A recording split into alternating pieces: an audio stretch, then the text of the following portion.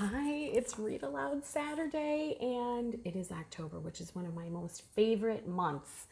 And last week I read you a Halloween story called Pumpkin Soup about some friends and that who got into a fight and then worked together to mend their friendship. And this week we're going to read some nonfiction. Bats. Fantastic bats, actually. And so bats are one of the creatures that in October we think about when we're thinking about Halloween and fall. And actually, in the summertime at my house, we have bats that come out at night and fly over our swimming pool. They like to eat the bugs off the top of the swimming pool, and it's kind of scary at times, but they're also very cool creatures. So today I'm going to read to you Fantastic Bats. And I want you to think about what is a nonfiction book and what's the difference between this book and last week's Pumpkin Soup book. So a nonfiction book has what we call a table of contents. So here's the table of contents. And so I know that chapter 1 is called What is a Bat? Chapter 2 is called Bat Life. And chapter 3 is called Bat Food. So that is one thing that I see as a difference between this book and Pumpkin Soup. Pumpkin Soup did not have a table of contents. Chapter 1, What is a Bat? Remember, I'll show you the photographs after I read. Bats may look spooky, but they are also fantastic. This book will tell you all about bats. Bats can fly, but they are not birds. They are mammals. Bats are covered in fur, just like mice.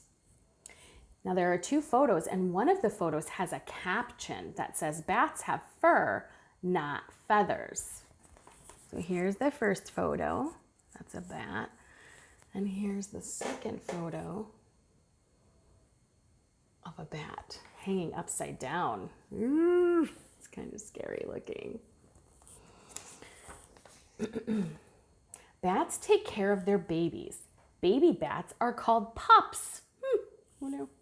Mother bats usually have 1 pup at a time. And then it says, fun fact, most bat pups can fly when they are 1 month old. Bats are like little people. Their wings are also hands. Look closely and you'll see fingers. And the picture here has a pointer to one of the bat fingers and it says, this is the finger. So here's a picture of a baby bat at 1 month. The mama bat holding the baby bat. Do you see that? And then here's a picture of a bat and they're pointing out the finger. Very cool, huh? Chapter 2, Bat Life. Bats sleep during the day. They sleep upside down. Some bats snooze for 18 hours or more. Fun fact, bats often sleep in groups. Bats live in trees and caves. They also live in old buildings and under bridges. They hang on using their super strong claws. A bat's claws are here, and there's the little pointer. And when we're reading nonfiction, we call that a diagram when there's something pointing or labeled on the picture. So this photo has a diagram. So now think back to Pumpkin Soup. Did Pumpkin Soup have photos of real things, or did they have illustrations and artwork? Think about that. Bats come out at night to fly around. Some go 60 miles an hour. That is as fast as a car. When bats fly, they let out short shouts that echo off whatever is in their way. This special sense keeps bats from bumping into things. And then it tells us that that special sense of echoing off whatever is in their way is called echolocation. Echolocation is the name for short shouts that bats make. And here's a picture of a bunch of bats in the sky. And here's another bat picture, up close bat picture of a bat flying. Chapter 3, Bat Food. Bats eat all kinds of food. Some eat insects, some eat mice, frogs, and lizards, and some snack on fruit. A bat eats a mango in the picture. There are also bats that drink from flowers just like butterflies do. And it shows a bat sucking up the sweet nectar from a flower. And here's the bat eating a mango. And here's a bat sucking nectar from a flower. Pretty cool. There are even bats that eat fish. How? They swoop down from the sky and grab the fish right out of the water. There are more than 1,000 kinds of bats in the world. Bats that eat bugs help farmers. If bats did not munch bugs, the bugs would eat up all the plants that the farmers grow. Wow, that really makes bats our flying friends. Some bats eat 1,000 bugs in an hour. So even though bats look scary, they really do help us out.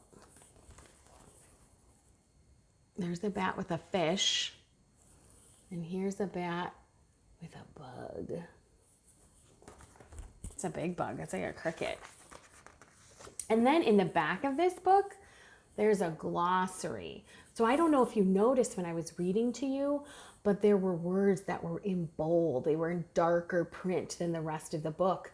And these are those words right here. And a glossary is like a mini dictionary that can be found in the back of a nonfiction book. So think about pumpkin soup, or if you haven't watched Pumpkin Soup from last week, watch it. It was a fictional story. Fantastic Bats is nonfiction. What were some of the differences? What were some of the things that were alike? Think about that and talk about that with your family. What's the difference between fiction and nonfiction? I hope you enjoy your weekend.